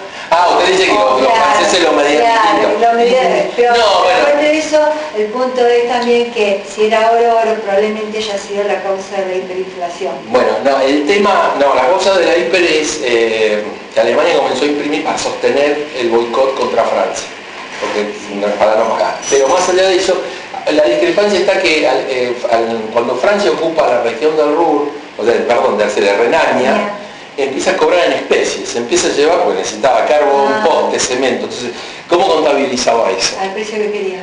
Entonces ahí hay una discusión, y los alemanes lo ponían así, los franceses lo ponían asado. Entonces, ese es el problema. Pero lo que voy es que Francia no recibió todo lo que esperaba recibir. Este es el punto. Y a los Estados Unidos, los banqueros norteamericanos sí les siguieron diciendo, che, me debes tanto dinero. Sí, señor. Usted había mencionado que había 3 potencias insatisfechas, que era Japón, Italia y Alemania. son las tres potencias que se forman prácticamente entre 1860 y 1870 y llegan tarde al reparto de los colonias en el mundo. Tratan de compensarlo de alguna manera. Es una de las razones también por las cuales se llega a la Primera Guerra Mundial. Sí, pero usted lo que dice es que es cierto lo que usted dice, y es cierto que uno de los puntos para la discusión o los roces por la expansión, por los territorios coloniales, es parte de las razones de la Primera Guerra Mundial, es cierto. Uno de los puntos es en realidad que todo eso se puede englobar en un problema de balance, equilibrio de poder, ser reconocida como gran potencia. Austria, Hungría, que se sentía que venía declinando y tenía que tomar una acción decisiva contra Serbia, o sea, son muchos factores, ¿no? Pero son insatisfechas estas tres potencias, justo coinciden con lo que usted dice, se modernizaron, entraron un poco más tarde, creían más. Bueno, es parte del paquete de que se sienten engañadas, pero en el caso de Italia y en el caso de Japón se le había prometido más y no obtuvieron lo que pensaron que iban a tener. Y en el caso alemán, bueno, las expectativas de ellos era como yo decía, ellos creían que iban a un congreso de Viena, que se iban a sentar y iban a ver, por ejemplo, el tema de la flota. Los alemanes tenían la expectativa de que la flota la podían entregar por pedazos y resulta que le dijeron, bueno, tenés estos 5 patachos acá y nada más. Eso lo sintieron muy mal. Y bueno, el hundimiento por parte de los alemanes de la flota en el Scapa Flow no le entregaron y hizo enojar en realidad a los franceses y a todo el resto que esperaban quedarse con los repartos del botín. Pero lo importante es que estas tres potencias sentían que querían más y comienzan a tomar políticas activas de expansión, ¿no? Y entonces va el camino a la Segunda Guerra Mundial. Digamos, quieren tomar lo que por derecho creen que les corresponde. Lo que creen que les corresponde por derecho, no por derecho les corresponde. Al revés, la idea es que ellos dicen que les corresponde. Pero, de nuevo, nosotros tenemos un problema de interés. Sí. Aunque le habían prometido. Sí. ¿Alguien más? ¿Alguna otra pregunta? ¿No? Bueno. Sí. ¿Es Alemania la que pide amnistía o es Alemania y húngaro? No, primero Hungría, Austria-Hungría, se va primero a mediados, en julio-agosto, y un mes después Alemania. Porque Austria-Hungría, por la formación, la creencia fuertemente católica del emperador, estaba muy fuertemente en contra de todo el tema de las armas químicas, que las consideraba inhumanas. Entonces, por eso es la pregunta, porque en realidad Alemania fuerza la guerra, o sea, al imperio le matan el heredero, pero el que empieza la invasión y la guerra es Alemania. Bueno, hay que sentarse, hay un tema, bueno, ¿sabes cómo esto va cambiando mucho? Cuando en los años 90 se abrieron los archivos de Hungría, de Bulgaria, de la República Checa, y ahí empezaron a aparecer otros elementos.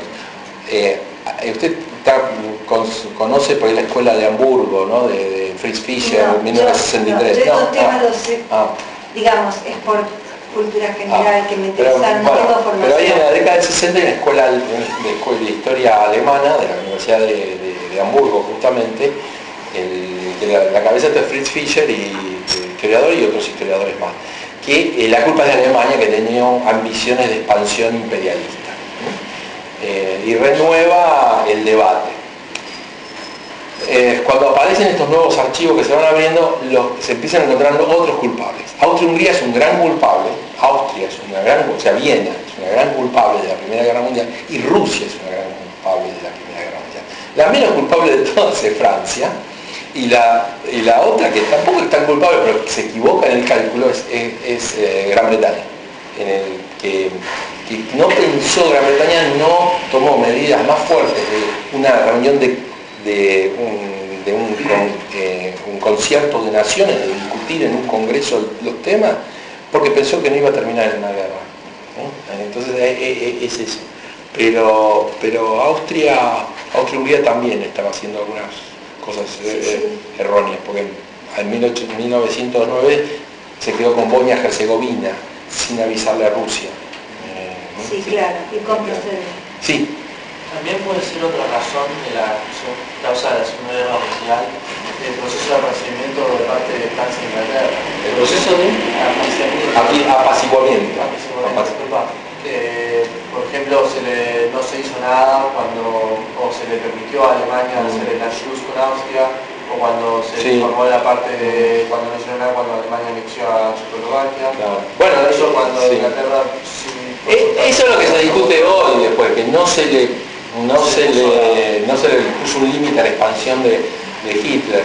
Yo no sería tan crítico de eso tampoco, porque mira hoy, bueno, yo creo que yo sería, ¿por qué me voy a sorprender de que luego de esta guerra tan terrible Francia y Gran Bretaña, y sobre todo Gran Bretaña, no querían ir a combatir por Europa del Este, si digamos, un movimiento pacifista muy fuerte, y no estaban muy seguros de que podían imponerse a Alemania, que les iba a costar mucha sangre. Hoy en día nosotros, yo digo, tenemos en América Latina tenemos el caso de Venezuela. Yo sé que es controvertido, si no es Alemania nada, pero el argumento es que los países están todos paralizados, intervienen las grandes potencias, nadie pone freno. Siria es un desastre mundial y nadie hace nada, se ha usado gas mostaza, lo que quiera se hace. Estamos igual que en esa época. Nadie, por distintos motivos, cálculos, cosas, no se aplican, no se toman decisiones. Entonces, yo diría que un aprendizaje es que podemos mirar este periodo con otros ojos y pensamos, che, si hoy, habiendo estudiado esto, teniendo estas cosas bien claras, no lo sabemos, no se hace nada hoy, o muy poco. O sea, se trata de hacer algo, pero de vuelta, se busca todo por otros caminos, ¿no? Pero sí. Esa relación que hizo con el acuerdo Mercosur que podría desarrollar, se inició la conferencia, Sí. hizo una relación entre este pacto y el acuerdo que no se... Sí. No, es una apreciación respecto de por qué podría ser, el señor decía que no hay mucho público para este tema, ¿no? Bueno, pero uno podría pensar que el Tratado de Versalles 100 años más tarde, en la apreciación del tratado, ha pasado por también, como la Primera Guerra Mundial, por distintas etapas. Hoy en día, bueno, aparecen estas dos grandes visiones, yo le puse esta tercera, que nos obligaría a repensar, a mirar los efectos del Tratado de Versalles, ¿no? Un poco lo que había dicho Civil de estas cosas que inician. Yo me haría esta pregunta, ¿qué vamos a decir a futuro sobre este acuerdo de la Unión Europea-Mercosur, donde hay sectores de ambos lados que están en contra y hay sectores de ambos lados que están a favor? O sea, por eso uno se va metiendo adentro de la cocina del tratado, de cómo se hizo. Y también le comento esto, va a salir una nota en Crónica Global, me filmaron, tuve que hablar de Mercosur, no de Versalles.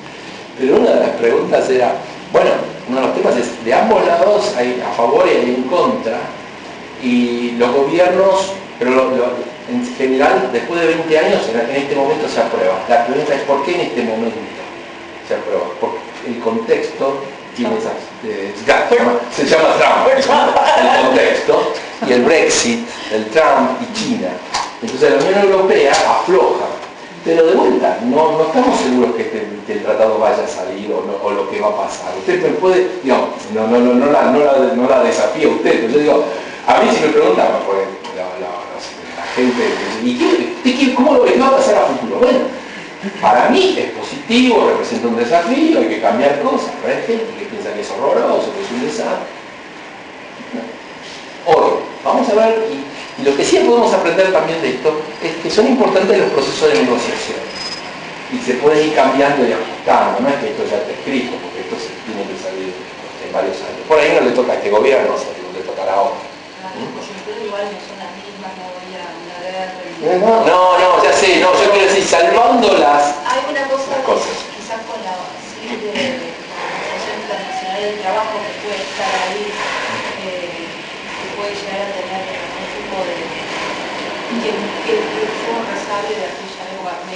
Versalles, porque yo no sabía lo de la OEA. Sí, seguramente será una parte de las negociaciones o las condiciones laborales. En ese sentido, o sea, tenemos ahora una gran superestructura, ¿no? de cooperación, de tratados que muchos tienen sus raíces en Versalles. No tenés guerra, pero tenés altos índices de pobreza y tenés distribuciones del ingreso espantosa, con lo cual la mortalidad está ahí, digamos. No te mata una bala, pero te mata una infección o te mata una falta de servicio. A las condiciones de desarrollo humano no son tan dramáticas y tan agudas como una guerra, pero no son buenas. No, exacto, las condiciones son complicadas. Los caldos de cultivos son las promesas incumplidas del futuro, ¿no? Sí.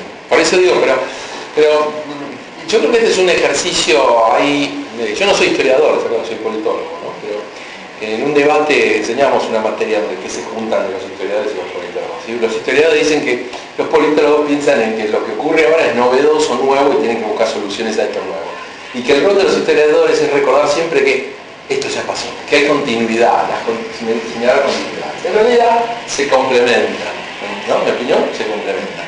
Entonces, por eso digo, ¿de qué? Porque si no, ¿de qué sirve simplemente para satisfacer mi necesidad personal de que me gusta este tema y nada más? Pero ¿para qué sirve? ¿Qué se puede aprender de estas cosas, no? Y no es a no repetir, sino a entender que uno puede ver similitudes, etc. Así que, bueno, sí, yo creo que sirve como experiencia, pero no es que es exactamente igual, claramente no. Eso lo tengo claro. No, sí es. Pero bueno, es bueno cada uno, o sea, también en nuestro desarrollo profesional, en el caso de los politólogos, por uno decide más en términos de usar la historia, y otros usan más modelos, teoría de juegos matemáticos para presentar situaciones que justamente otros dicen, che, pero esto es ahistórico. Y el tema del contexto es importante. Me parece que el contexto de las cosas es importante. Por eso les digo a los de Malvinas también. En 30 años todo puede ir cambiando. Entonces tomar ya hoy y decir que esto no va a ser, no va a pasar nunca, o no puede pasar, no sabemos. Se muere alguien, cambia algo. El Brexit no estaba en el mapa de nadie. Y ahora, si nosotros vamos al arreglo con el Mercosur, Unión Europea, nosotros estamos adentro y los ingleses están afuera. Entonces, la Unión Europea puede cambiar la Unión Europea puede cambiar la legislación y no decir más que el territorio de las Islas Malvinas es un territorio europeo. No, porque ya no, Francia e Italia y Alemania, que no están convencidos de eso, que antes lo tenían que aceptar porque Gran Bretaña estaba allá, no es más, ya los territorios británicos no es un miembro de la Unión Europea. Pero nosotros somos socios, seríamos socios de la Unión Europea. Entonces, España, perdón. Claro, por eso digo, bueno, Gibraltar, pero esto, yo estoy seguro que los ingleses, por eso es tanto amor, ahora viene tanto amor de los ingleses con nosotros, de esas cosas. Pero esto no lo teníamos pensado en nosotros, nadie. ¿No? Nadie te impide un tratado Mercosur de Inglaterra, por ejemplo. También nada. Bueno, pero si vamos a un tratado Mercosur-Inglaterra, un poco ellos quieren mejorar la relación bilateral, uno le puede imponer algunas cosas, en la medida que nosotros podamos imponer. A China no le podemos imponer nada, pero a Inglaterra a lo mejor sí. ¿No? Inglaterra está desesperada. ¿Sí? Esperan que los ayude Trump cada vez que va, excepto por la reina que no la quiere. Pero... Bueno, señor, sí. Una se mostró allí los 4 países que han perdido sus casas gobernantes, los imperios. Pero en el caso de Rusia, si bien ha perdido el territorio que era Polonia, un poco de Finlandia y los países que se crearon, Estonia y Letonia, no perdió nada, perdió un poco de territorio porque estaba en guerra civil, podía perder todo. Sí. Originariamente había perdido Ucrania y Bielorrusia. Exacto. Pero yo diría que no perdió, cambió de nombre. Claro. Puede ser, sí. Pero para esto tiene, bueno, pagó un precio para seguir. Pero explicamos, no podemos explicar igual Finlandia, Estonia, Lituania, Letonia, que son importantes, Polonia y la parte polaca. Que eso es importante a la estabilidad. Lituania, digamos, ya era un país amplio, pero Estonia y Letonia por los dos países inventados. Bueno, gracias por venir.